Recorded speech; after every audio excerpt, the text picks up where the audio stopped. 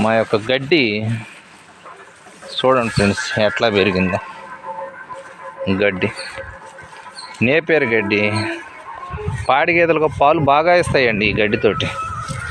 మనం పోషణ చేయాలన్న గడ్డితోటి ఈ గడ్డే ఉండాలి అసలు.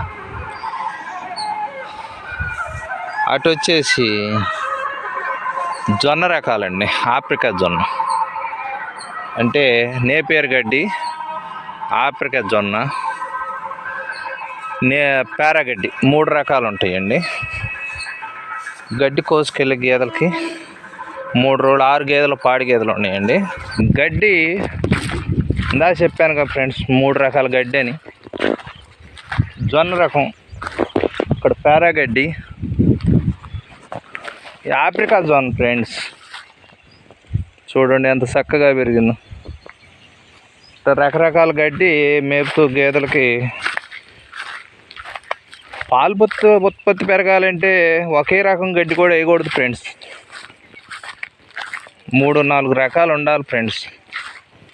1 ఎకరం గడ్డి ఉందనుకోండి, 4 భాగాలు చేసుకొని 4 రకాలుగా గడ్డి పెంచుకోవాలి ఫ్రెండ్స్. మనం 4 రకాలుగా ఎట్లా భోజనం టిఫిను అన్ని రకాలుగా చేస్తాం, అవి కూడా అంతే ఫ్రెండ్స్.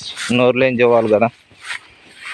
చూడండి ఫ్రెండ్స్, నేపేరు గడ్డికి మంచి పాలు బాగా ఉత్పత్తి ఉంటుంది ఫ్రెండ్స్. మంచి రుచిగా ఉంటాయి. మంచి ఫుడ్ పెడితేనే కదా ఫ్రెండ్స్ పాలు బాగా ఇచ్చేది మనకి.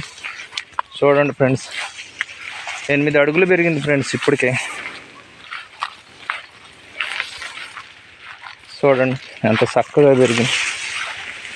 పాడి రైతులకి ఈ గడ్డి ఉంటే మంచి వరం ఫ్రెండ్స్. ఎందుకంటే శ్రమ తక్కువ, సుఖం.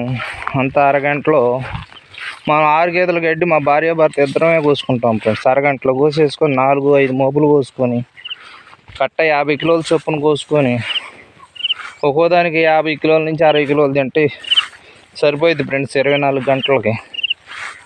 ఆ గడ్డి తీసుకెళ్ళి షాప్ చేసుకొని షాప్ కట్టి చక్కగా 3 సార్లు 3 బుట్టలు పోసుకుంటూ తింటాయి ఫ్రెండ్స్. ఇది 1 బై 1 ఇట్లా కోసుకుంటా విడతల వారీగా కోసుకుంటూ పెరిగిన గడ్డి పెరిగినట్టు వరుసగా వెళ్తాం ఫ్రెండ్స్. ఇంటికాడ పాడి గేదెలు ఉన్నాయి ఫ్రెండ్స్.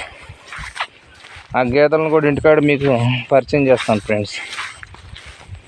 అంజలి డైరీ ఫామ్ అని పెట్టాం ఫ్రెండ్స్. చిలువూరు, దుగ్గరాల మండలం, గుంటూరు జిల్లా.